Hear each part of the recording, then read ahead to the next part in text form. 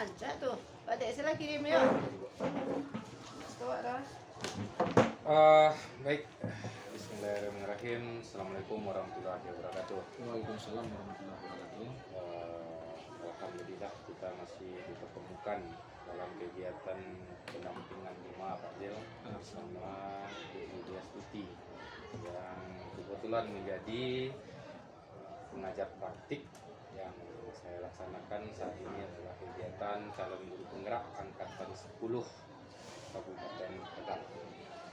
Sebelumnya perkenalkan, saya ada Rizky Mulandra dari SMA Negeri 1 Bonampu yang mengampu mata pelajaran olahraga. Jadi kita sudah melaksanakan kemarin kegiatan pra observasi dan observasi di kelas.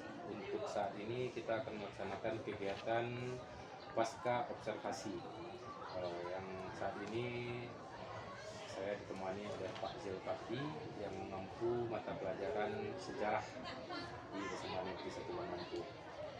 Bagaimana kabarnya Pak Zil? Alhamdulillah sehat, Pak De. Alhamdulillah.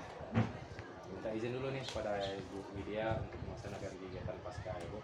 Ya, silakan mulai. Baik Pak Zil, kemarin kita sudah melaksanakan kegiatan observasi dan pra observasi yang lebih kurang kita laksanakan 1 minggu sebelum ini. Jadi untuk di awal ini pertanyaan pertama, nanti saya sebagai observer akan menanyakan beberapa pertanyaan kepada Bapak Zil mengenai kegiatan-kegiatan supervisi yang telah kita lakukan.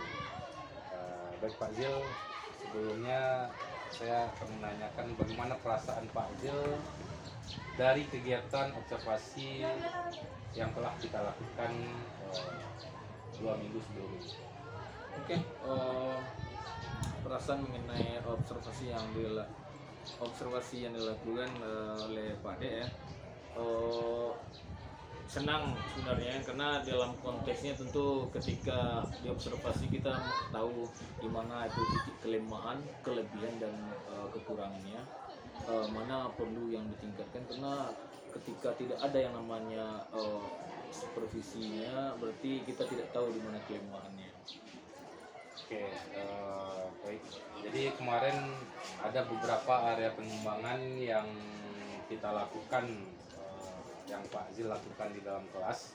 Mungkin Pak Zil boleh menceritakan lagi area pengembangan yang Pak Zil lakukan di dalam kelas tersebut. Oke, pengembangan yang saya lakukan pada konteks materinya itu kan tentang dunia ya, budaya dunia.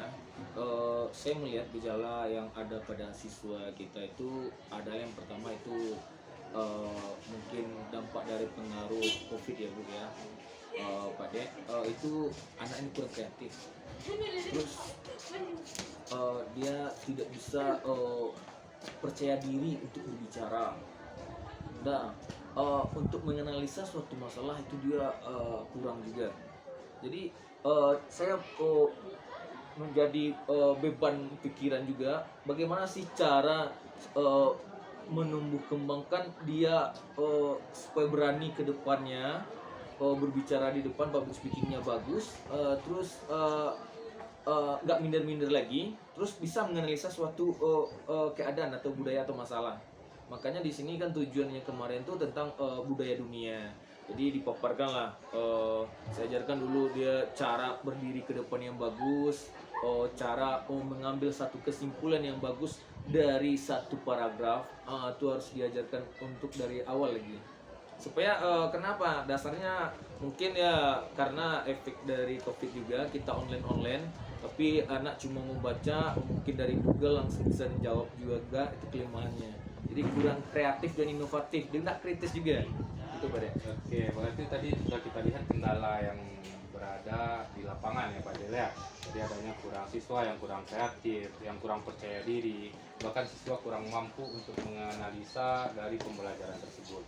Nah, dari sejauh ini tadi juga Bapak Zil sebutkan bahwasanya Pak Zil telah melakukan berupaya mencoba anak itu lebih kreatif lagi. Selain yang Pak Zil sampaikan tadi, ada lagi, apakah ada usaha lain yang telah Pak Zil coba untuk melaksanakan kegiatan pembelajaran di kelas? Oh, oke Pak Dek. Mungkin ya usaha yang dilakukan tuh memodali siswa atau memberikan ibaratnya tuh pembelajaran lah, ibaratnya kalau secara umum mungkin ini bisa secara khusus lah bagi anak-anak tertentu yang kurang.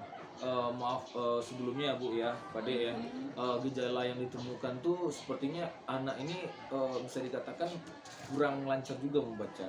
Itu tidak bisa kita pungkiri juga dengan yang ditemukan di lapangan. Nah, kenapa kurang? Dia bisa membaca tapi tidak bagus. Titik komanya nggak ada. Bisa tuh ambillah satu kesimpulan. Ini 1, 2, 3 nggak bisa menyimpulkan. Apalagi dia membedakan antara angka 1 dan A itu nggak bisa dia menyamakan. Nggak bisa menyamakan. Misalnya carilah 10 yang ditemukan huruf A sampai sekian. Tapi dia nggak beda. Apakah ini A1 itu dengan A itu sama enggak? Berarti itulah yang ibaratnya tuh yang ditemukan di lapangan. Jadi memang harus kita bahasanya tuh dalam bahasanya dipapah. Gitu bahasanya. Jadi Pak Zil berupaya untuk pelan-pelan Pelan-pelan dulu untuk melakukannya Pak De. Nah, sejauh ini apakah sudah efektif dari apa yang Pak Zil sama Yang saya rasakan ya kalau dalam keberanian mereka ini udah berlangsung dari pertemuan sebelumnya Pak De ya. Alhamdulillah ada perubahan. Misalnya anak harus dimotivasi juga. Public speaking tuh bagus, dia udah berani ke depan walaupun masih agak malu-malu, tapi udah ada perubahan. Terus dari segi berbicaranya bahasanya udah mulai bagus juga ya. Itu yang ditemukan Pak De. Jadi sudah mulai ada perubahan Ada perubahan yang lebih baik, tapi bukan signifikan ya, tapi udah ada. Nah, kalau untuk ke depan, apakah ada usaha lain yang selain untuk yang kita coba dengan pelan-pelan, kita satu persatu anaknya? Apakah ada usaha lain yang akan mungkin nantinya Bapak Zil coba juga untuk dia? Oke, sebenarnya ya kalau untuk anak kita, kalau dari segi IT dia mungkin hebat Bu ya. Kenapa? Dia dibesarkan dari IT Gen Z ini ya.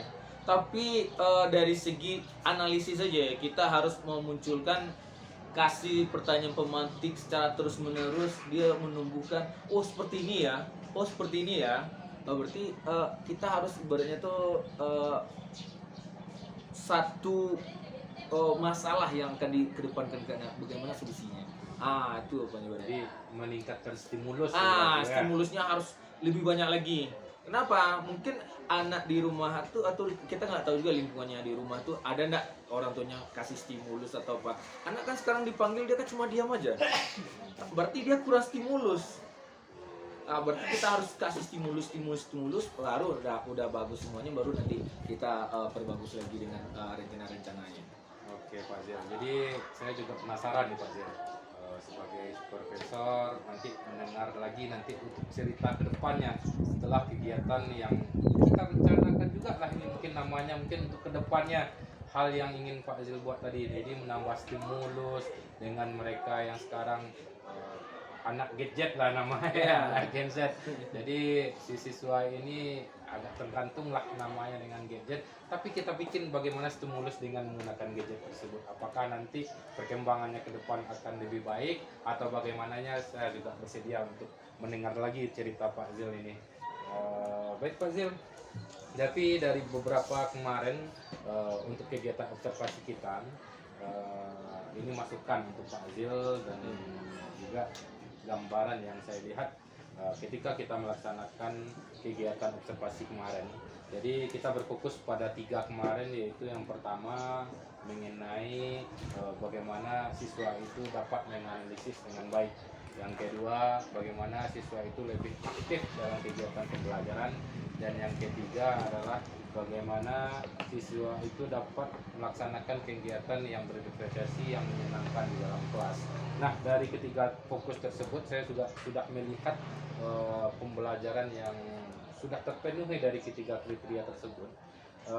Akan tetapi Pak Zil, ini sebagai saran untuk kedepannya kita agar lebih menerapkan pembelajaran yang berdiferensiasi, yang menerapkan PSE Pak Zen. Jadi PSE ini adalah memunculkan beberapa aspek yang berfokus kepada kesadaran diri siswa tersebut, yaitu kesadaran sosialnya dan tanggung jawabnya juga.